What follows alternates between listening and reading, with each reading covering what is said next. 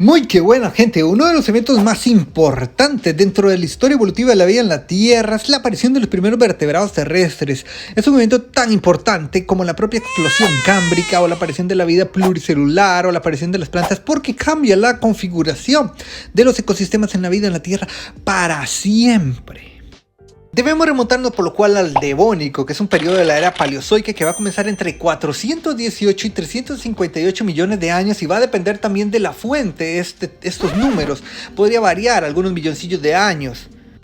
Es durante finales de lo que es el Devónico, entre 385 y 380 millones de años hasta 358 millones de años, donde va a aparecer un grupo de peces muy especiales y va a evolucionar a un nicho y un ecosistema muy particular que va a dar a la postre la posibilidad de aventurarse sobre tierra. Este grupo de peces es denominado sarcopterigios o peces de aleta lobular, que son un tipo de pez mandibulado que va a desarrollar, como se decía antes, una serie de características que le van a proporcionar la posibilidad de aventurarse sobre tierra eventualmente. Y esas características son... Pero antes de las características debemos anotar algo muy importante, que resulta que la evolución no funciona de la manera en que estás pensando, que resulta que un pez llega y sale del agua y decide caminar y decide respirar el aire y decide copular fuera del agua. No, el asunto es diferente. El asunto es que el pez que salió del agua, en este caso el sarcopterigio que decidió salir en el agua y que no sabemos cómo se llama porque no tenemos el género como tal, pero podemos especular sobre que el animalillo tenía una forma muy similar a cómo eran los sarcopterigios durante el Devónico, porque no había otra manera, no había otra forma de que fuera de otra forma. Entonces tenemos que pensar que primero el pez desarrolló ciertas características dentro del agua que le servían dentro del agua, que a la postre van a funcionar perfectamente bien en tierra con unos ajustes ahí mínimos que la evolución misma nos va dando, las mutaciones nos van dando, las mutaciones benéficas nos van dando, que a la postre nos dio este grupo enorme del cual formamos parte actualmente. Ahora sí, vamos a esas características que propiciaron que el animalillo saliera del agua, pudiera funcionar bien fuera del agua y que nos tiene aquí ahora mismo. Entre sus principales características están tener un cráneo con un cerebro más complejo de lo habitual en la época, además de tener una mandíbula repleta de dientes con esmalte, una característica sumamente importante dentro de este enorme grupo que son los tetrápodas, es decir, los animales vertebrados que viven en tierra. Los dientes con esmalte son sumamente sólidos.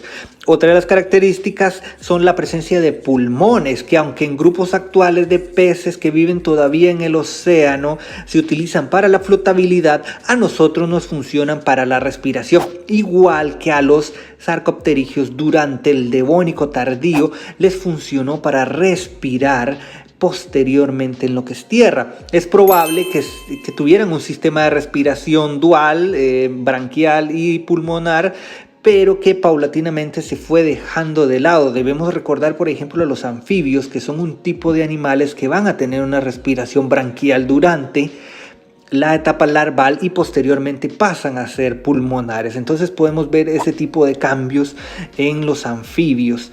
Otra de las cualidades sumamente importantes que tienen estos animales es la presencia de los órganos visores, de los ojos, arriba del cráneo. Entonces ellos podían observar por encima de lo que eran los fangos donde vivían, de los fondos lacustres, del barro, de las ciénagas, etc. Y conforme se fueron aventurando en tierra, estos ojillos les permitían poder observar el entorno que les rodeaba en tierra seca. Entonces es muy importante este tipo de adaptaciones que iban configurándose en los primeros peces que lograron salir del agua. Pero hay una característica que es sumamente importante, que es la presencia de aletas, y de ahí el nombre de este enorme grupo, que es aletas lobulares. Los peces sarcopterigios tenían unas aletas muy particulares durante el Devónico tardío que les permitían asirse, les permitían agarrarse de superficies, ya sea en los fondos limosos o en rocas, o restos vegetales que podían estar en el agua, y todo este asunto, ellos podían sostenerse de este tipo de materiales. Y conforme va pasando los millones de años, estas patillas que primeramente les funcionaron para sostenerse, comenzaron a poder soportar el peso del cuerpo dentro del agua, y paulatinamente, conforme fueron saliendo, probablemente como se dijo antes, a sitios muy fangosos, limosos, a lugares embarrialados, muy húmedos, les permitían más o menos movilizarse utilizando sus piernas. No es lo mismo arrastrarse que moverse a través de sus extremidades, y esta fue una de las posibilidades que les dieron esas hermosas aletas, esas enormes aletas tremendamente fuertes que posteriormente terminaron convirtiéndose en las piernas que conocemos hoy. A estas alturas ya tenemos que tener la pregunta clave, que es ¿por qué razón los sarcopterídeos decidieron de pronto dejar el agua y aventurarse en tierra firme? ¿Por qué razón? ¿Qué los motivó? ¿Fueron motivos pasionales? ¿Fueron motivos de agresión? ¿Fueron motivos de simplemente sentirse bien un rato consigo mismos? ¿Cuál fue la razón en realidad? Las hipótesis pueden venir desde cualquier sitio. Podría ser que la presión en el agua era sumamente alta, entonces decidieran buscar ámbitos donde pudieran desarrollarse de una manera más óptima. La competencia, la depredación, pudieron expulsarlos fuera del agua, buscando nuevos nichos, buscando nuevos ecosistemas que les dieran a la postre la posibilidad de subsistir. Pudo también ser por asuntos de reproducción, que fuera del agua, en ciénagas o en tierra firme, fuera más fácil la cópula. Además, esto los alejaba un poco de los peligros de otros peces o artrópodos gigantescos marinos, etcétera, que en tierra no era tan complicada la situación a la hora de la depredación. Podría ser entonces que la cópula se realizara de una manera más placentera. Otro asunto que podría estar relacionado con lo que es la cópula, la reproducción, es la puesta de huevas. Es posible que se debiera a razones plenamente de puesta de huevos en tierra firme, en un lugar húmedo, eso sí, pero lejos de cualquier criatura acuática que pudiera devorar sus crías. Entonces salían por periodos cortos de tiempo, ponían las huevas en sitios secos pero húmedos, y posteriormente las larvas caerían al agua, se arrastrarían hacia el agua, dándole así una mayor posibilidad de sobrevivir a la progenie.